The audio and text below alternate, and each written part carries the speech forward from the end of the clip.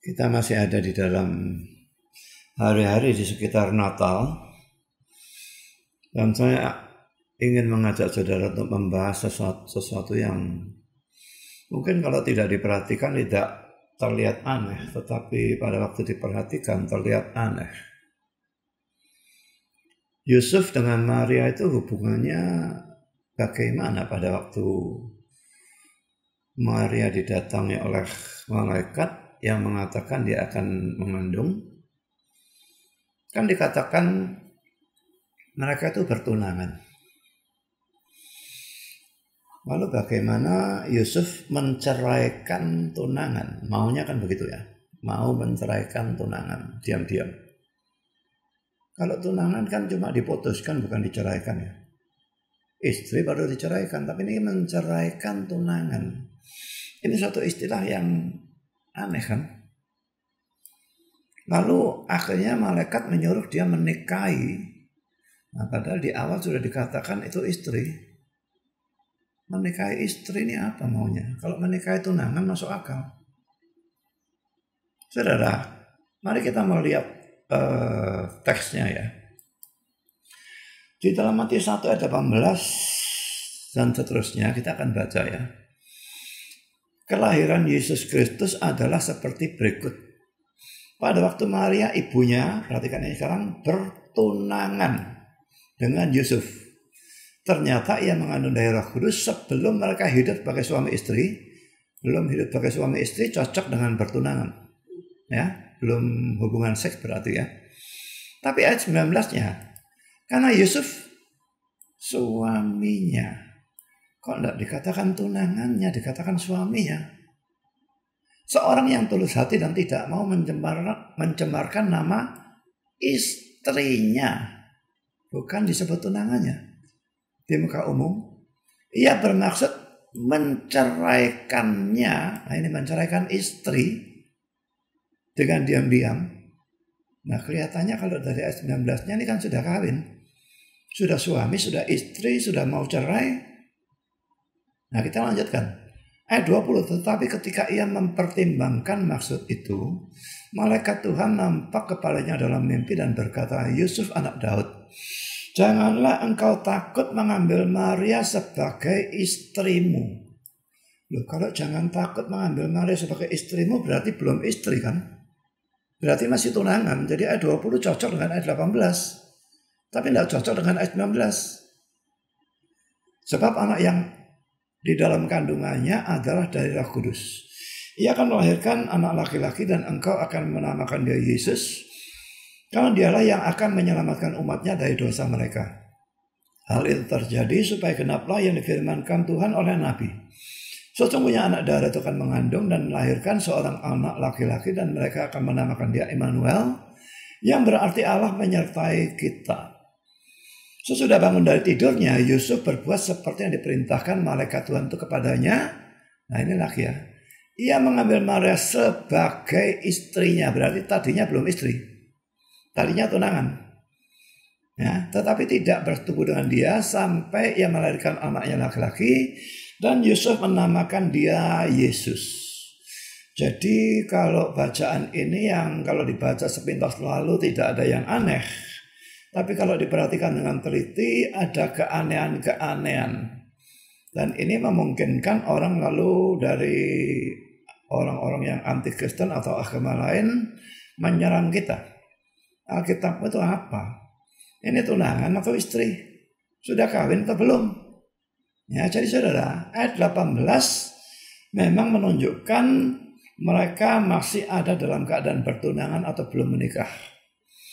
Dan itu sesuai dengan poin A ayat 20 yang menunjukkan bahwa malaikat itu berkata supaya Yusuf tidak takut mengambil Maria sebagai istri. Berarti masih tunangan.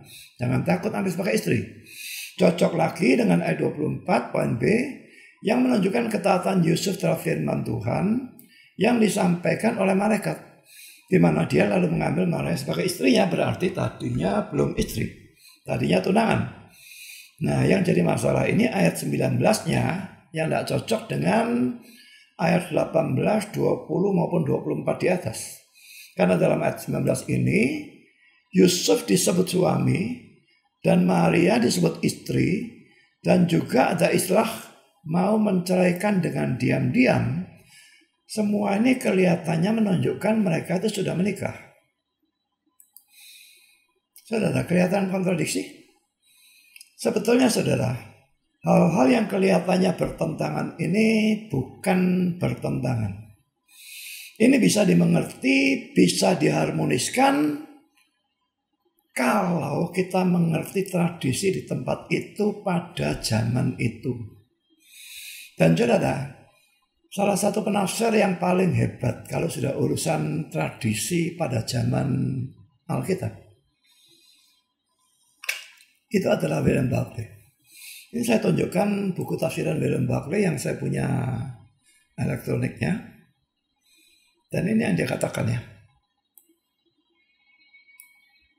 Bagi pemikiran barat kita, hubungan ini sangat membingungkan. Ya, ini disebutkan kurang lebih sama seperti yang saya sebutkan tadi. Nah, dia lalu menjelaskan hubungan dalam urusan pernikahan, tahap-tahapnya dalam Yahudi, kalau itu dia mengerti tidak ada masalah. Ya. Dan dia mengatakan ada engagement, lalu yang kedua ada betrothal, lalu yang ketiga, tahap ketiga itu baru betul-betul pernikahan. Ya, saya berikan kutipannya ini di tempat ini. Ya, saya langsung bacakan dalam terjemahannya saja. Bagi cara berpikir barat kita, ya dia kan orang barat ya, hubungan dalam teks ini sangat membingungkan. Pertama, Yusuf dikatakan bertunangan dengan Maria. Lalu ia dikatakan merencanakan untuk menceraikannya secara diam-diam. Dan lalu ia itu she, jadi ia perempuan, jadi maksudnya Maria, disebut istrinya, istri Yusuf. Nah, lalu sekarang William Barclay memberikan penjelasan ya, yang di bagian bawah ya. Saya lagi-lagi bacakan langsung di dalam bahasa Indonesia saja, terjemahan saya sendiri. Tetapi hubungan itu mewakili prosedur pernikahan Yahudi yang normal. Bagi Yahudi itu normal. Dalam mana di sana ada 3 langkah atau 3 tahap. Pertama, di sana ada engagement. Saya tidak bisa menerjemahkan saudara ya. Karena dia membedakan nanti antara engagement dan yang di bawah ini betrothal. Padahal ini dua-dua kalau kita lihat di dalam kamus, ya terjemahannya pertunangan. Tapi di sini dia membedakan karena orang-orang Yahudi itu membedakan. Saya berusaha mencari di dalam Google apa perbedaan antara engagement dan betrothal. Saya tidak bisa mendapatkan. Dalam bahasa Inggris ternyata tidak ada perbedaan. Bahkan kalau ada yang membedakan, saya rasa kok terbalik malah. Betrothalnya itu tingkatan lebih rendah dibandingkan engagementnya. Nah, jadi di sini engagementnya yang tingkatan lebih rendah. Jadi saya tetap baca engagement atau engagementnya nanti kalau dalam penjelasan saya tulis pertunangan tingkat 1. Ya. Jadi saudara ini saya bacakan dulu saja ya. Di sana ada engagement. Engagement itu pertunangan. Engagement itu sering dilakukan pada waktu pasangan itu masih kanak-kanak. Itu biasanya dilakukan melalui orang tua atau melalui seorang comblang profesional, matchmaker ya, orang yang kerjanya ngawin orang, yang jodohkan itulah ya. Dan itu sering dilakukan tanpa pasangan yang berhubungan itu pernah saling melihat atau bertemu satu sama lain. Jadi orang tua ngomong sama orang tua, comblangnya menghubungi kedua orang tua, anak-anaknya ini tidak pernah ketemu, tidak pernah kenal. Jangan ngomong soal cinta atau apapun. Pokok orang tua sama orang tua merasa cocok, ya sudahlah, ditunangkan. Tapi tunangan dalam arti engagement, yang saya sebut tunangan tingkat 1. Karena nomor 2, di sana ada betrothal, terjemahnya juga tunangan. saya sebut tunangan tingkat 2 dalam penjelasan saya. Nah, betrothal adalah apa yang bisa kita sebut peneguhan dari engagement ke dalam mana pasangan itu sebelumnya telah masuk. Jadi tidak mungkin masuk betrothal kalau tidak pernah ada engagement. Itu tradisi Yahudi. Ya, engagement dulu waktu masih kanak-kanak. Nah, sudah lama itu bisa bertahun-tahun. Pada waktu mereka sudah hampir cukup umur untuk masuk pernikahan, maka ada betrothal. Ya, pada titik engagement ini, ada engagement ya. Poin pertama tadi ya, yang mereka masuki oleh orang tua atau comblang bisa diputuskan jika sang gadis tidak mau melanjutkannya. Tapi sekali masuk ke dalam betrothal, itu merupakan sesuatu yang mengikat secara mutlak. Jadi engagement tingkatannya rendah. Putusnya gampang sekali, tidak ada masalah apa-apa. Tapi begitu masuk dalam betrothal, engagement itu, ini pertunangan tingkat 2 itu ya, maka itu merupakan sesuatu yang mengikat. Dan masa betrothal itu hanya berlangsung 1 tahun. Lalu masuk dalam pernikahan. Nah, selama tahun itu, 1 tahun itu, pasangan itu dikenal atau disebut sebagai suami dan istri. Sekalipun atau tetapi mereka tidak mempunyai hak-hak dari suami dan istri. Artinya tidak boleh hubungan seks. Dan belum tinggal serumah biasanya. Itu tidak bisa diakhiri dengan cara lain apapun selain dengan perceraian. Dalam hukum Yahudi, kita sering mendapati apa yang bagi kita merupakan ungkapan yang aneh. Seorang gadis yang tunangannya, yang betrothal ya maksudnya ya, mati selama tahun betrothal itu, disebut seorang perawan yang adalah seorang janda. Atau seorang janda yang masih perawan. Adalah pada tahap ini di mana Yusuf dan Maria berada. Dan ini yang pentingnya itu di sini. Jadi pada waktu dikatakan Yusuf dan Maria bertunangan, itu bukan engagement, tetapi itu betrothal. Pertunangan tingkat 2 yang cuma 1 tahun. Mereka bertunangan, dalam bahasa Inggrisnya disebut were betrothed. Dan jika Yusuf mau mengakhiri betrothal itu, ia tidak bisa melakukannya dengan cara lain selain dengan perceraian. Karena itu dikatakan dia mau menceraikan dengan diam-diam.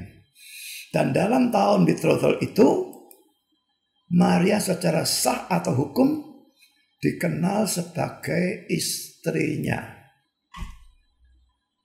Nah, jadi tahap pertama engagement atau saya sebut pertunangan tingkat 1. Tahap kedua itu betrothal atau saya sebut pertunangan tingkat 2. Lalu tahap ketiga adalah betul-betul pernikahan yang terjadi pada akhir dari tahun dari betrothal. Kan cuma setahun betothalnya ya. Setelah 1 tahun maka mereka betul-betul menikah. Nah saudara, jika kita mengingat tradisi pernikahan Yahudi yang normal, maka hubungan-hubungan dalam teks ini adalah biasa dan jelas secara sempurna. Jadi saudara, kalau saya jelaskan dengan kata-kata saya sendiri, dalam tradisi Yahudi itu ya, ada beberapa tahap menuju pernikahan. Pertama yang saya sebut pernikahan tingkat 1 atau tadi Pak Oklis sebut engagement. Pertunangan 1 ini terjadi pada waktu 2 orang yang dipertunangkan masih kecil, dan mereka dipertunangkan oleh orang tua mereka melalui comblang, dan mereka bisa saja belum pernah saling ketemu, belum pernah saling melihat, apalagi jatuh cinta. Cinta tidak tahu direken, sudah tidak tahu dianggap. Ya. Dan pertunangan tingkat 1 ini tidak mengikat, ini bisa dibatalkan kapan saja tanpa masalah yang berarti. Tapi saudara, setelah ini beberapa tahun dan dilihat mereka itu sudah hampir cukup umur untuk menikah. Memang waktu itu menikahnya masih muda sekali ya. Bisa saja 12, 13, 14 tahun menikah. Nah pada waktu sudah dekat dengan pernikahan, kurang kira-kira setahun, maka orang tua dan orang tua ketemu lagi. Gimana? Mau dilanjutkan? Kalau dilanjutkan masuk masa pertunangan 2 yang disebut betrothal. Nah, tapi kalau pada saat ini rupanya ditemukan juga. Nah, kalau salah satu tidak mau, maka putus tanpa masalah. Tapi kalau dua-dua mau, dan mereka masuk pertunangan tingkat 2 atau betrothal ini, maka pada saat itu ini menjadi hubungan yang mengikat. Dan mereka sudah disebut sebagai suami istri, tapi belum tinggal bersama dan mereka belum boleh melakukan hubungan seks.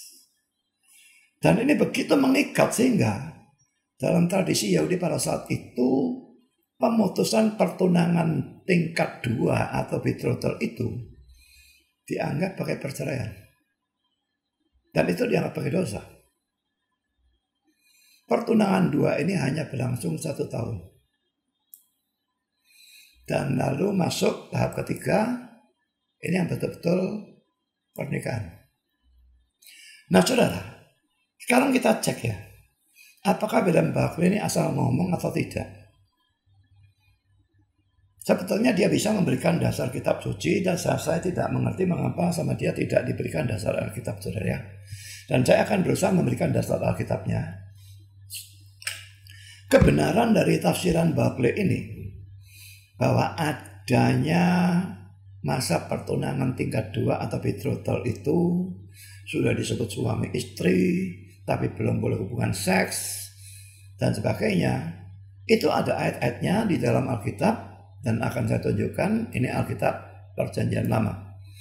Saudara, pertama kita akan melihat Ulangan 20 ayat 7. Dalam terjemahan kita, saudara, dan siapa yang telah bertunangan dengan seorang perempuan tetapi belum mengawininya, ini kalau mau perang ya, maka orang yang dalam masa pertunangannya tidak usah ikut lah ya. Ia boleh pergi pulang ke rumahnya, tidak usah perang, supaya jangan ia mati dalam pertempuran dan orang lain yang mengawininya. Nah saudara, yang warna merah ini terjemahan kita seorang perempuan ya. Nah kata perempuan ini dalam terjemahan King James, RSV dan ESV diterjemahkan wife atau istri. Jadi kalau dibaca seperti itu, siapa yang telah bertunangan dengan seorang istri? Bertunangan dengan seorang istri itu bagaimana? Tapi belum mengawininya. Ngerti ya? Nah mari kita lihat Bible Works ya. Ulangan 20 ayat 7 tadi ya. Ini terjemahan Indonesianya. Dan siapa telah bertunangan dengan seorang perempuan tetapi belum mengawininya, ia boleh pergi dan pulang ke rumahnya supaya jangan ia mati dalam pertempuran dan orang lain yang mengawininya. Ini seorang perempuan. Ya, seorang perempuan. Tapi di sini King James perhatikan, dia terjemahkan wife. RSV juga terjemahkan wife. Tapi NIV terjemahkan a woman seperti Indonesia. Ya. Dan NASB juga terjemahkan a woman. Dan anehnya kalau King James betrothed, NASB engaged. Berarti Inggris memang tidak terlalu membedakan engagement dan betrothal. Ya. Lalu ESV menerjemahkan a wife. New King James a woman. YLT a woman. Kalau kita lihat di dalam terjemahan Septuaginta, Gunaika itu bisa diterjemahkan a woman, bisa diterjemahkan wife. Nah kata Ibraninya bagaimana? Kata Ibraninya adalah ini saudara. Is memang bisa diartikan woman, bisa diartikan wife. Jadi terjemahan semua ini benar sebetulnya. Tapi kalau dilihat dari tradisi Yahudi itu, sebetulnya lebih benar terjemahan dari King James, RSV dan ESV Dan saya heran mengapa New King James memperbaiki yang sebetulnya sudah benar, memperbaiki tapi jadi tambah salah. Jadi pertunangan dengan wife, memang disebut wife sebetulnya. Belum kawin, tapi sudah disebut wife. Ya, jadi ayat ini salah satu ayat yang mendukung.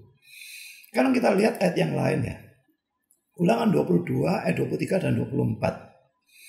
Apabila ada seorang gadis yang masih perawan dan yang sudah bertunangan, ya bertunangan. Jika seorang laki-laki bertemu dengan dia di kota dan tidur dengan dia, maka haruslah mereka keduanya kamu bawa keluar ke pintu gerbang kota dan kamu lempari dengan batu sehingga mati. Ditekankan di kota itu maksudnya tidak ditekankan ya kota atau mana ya. Tapi kota itu kan banyak orang, sebetulnya gadis itu bisa teriak-teriak. Kalau teriak-teriak kan dia tidak jadi diperkosa. Tapi karena dia tidak teriak-teriak, dianggap dia mau. Dan karena itu dua-dua mesti dirajam sampai mati. Gadis itu karena walaupun di kota, ia tidak berteriak-teriak. Dan laki-laki itu karena ia telah memperkosa, tidak dikatakan tunangan sesamanya manusia, tetapi istri sesama manusianya. Sesamanya manusia. Istri. Atas tunangan. Bahwa istri. Demikianlah harus kau hapuskan yang jahat itu dari tengah-tengahmu. Perhatikan saudara. Ayat 23-nya disebut pertunangan. Ayat 24-nya disebut istri. Mari sekarang kita lihat lagi. Bible Works lagi. Ulangan 22. Ayat 23. Apabila ada seorang gadis yang masih perawan dan yang sudah bertunangan, jika seorang laki-laki bertemu dengan dia di kota dan tidur dengan dia. Ini if a damsel, seorang gadis yang adalah seorang perawan, be betrothed, ya, bertunangan tapi betrothed ya. Perhatikan, unto husband. Di sini tidak ada ya. Masih seorang gadis masih perawan ada, sudah bertunangan tapi tidak dikatakan dengan laki-laki atau dengan husband, tidak dikatakan ya. Arosnya juga tidak ada. Hanya seorang perawan yang sudah bertunangan. Tapi NIV, a virgin, seorang perawan, ya, plus bertunangan, to be married, tapi tidak diartikan apa-apa. NASB, a virgin engaged to a man. Ini unto a husband. Ini to a man. Ya, jadi atas ini suami, ini sekadar cuma laki-laki. ESV, betrothed unto a husband, sama seperti King James. New King James, betrothed to a husband, sama seperti King James. Bertunangan dengan seorang suami. YLT, betrothed to a man, bertunangan dengan seorang laki-laki. Yang benar laki-laki atau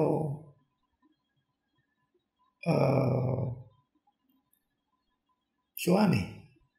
Laki-laki sudah, kalau dilihat di dalam bahasa Ibraninya, ish ya. Ish ini artinya bisa man, laki-laki, bisa husband.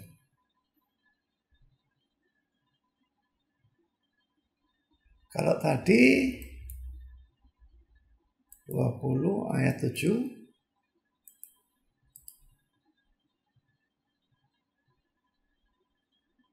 ini bukan Isha ya. Isha itu bisa woman, bisa wife.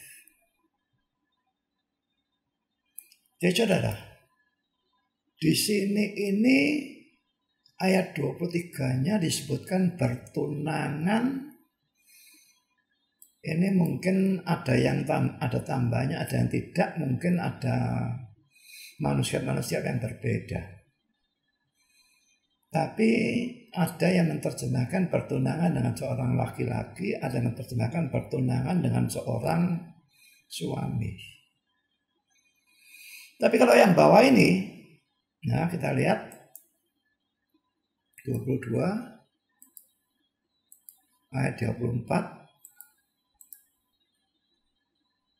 Ini semua ya, istri, biarpun pertunangan kok disebut istri.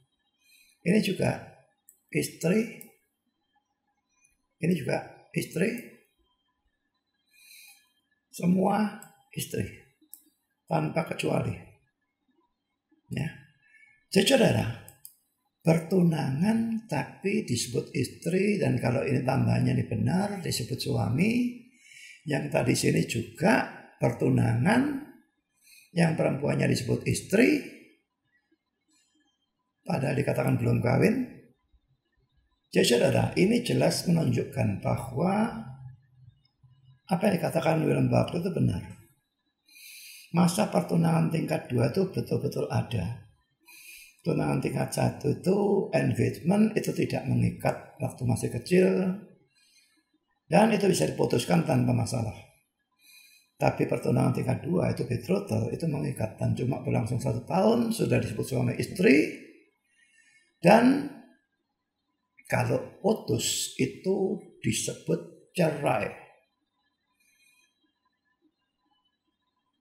Jadi saudara, pemecahan dari ayat-ayat tadi yang kelihatannya kayak kontradiksi adalah bahwa pada saat itu, pada saat Maria didatangi Gabriel, lalu dia dikatakan akan mengandung dan dia betul-betul mengandung, dan Yusuf akhirnya tahu, dia mencurigai pasti bahwa Maria itu berzina,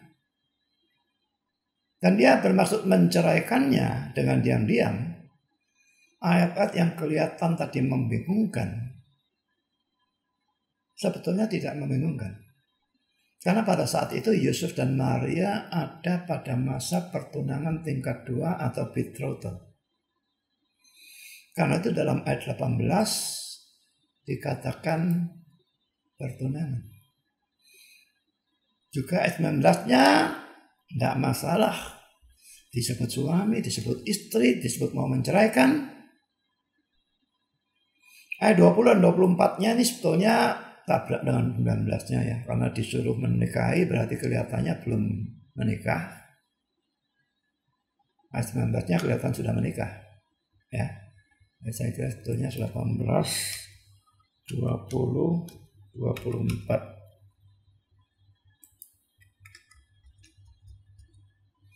Jadi tidak ada kontradiksi saudara ya, kalau kita mengerti tradisi dari orang-orang Yahudi pada saat itu. Memang dalam Alkitab ada banyak hal di mana kalau kita tidak mengerti tradisinya, kelihatannya tidak masuk akal. Ini apa-apaan maunya. Tapi pada waktu kita mengerti tradisinya, semua tidak menjadi masalah. Sampai di sini penjelasan ini, Tuhan memberkati saudara.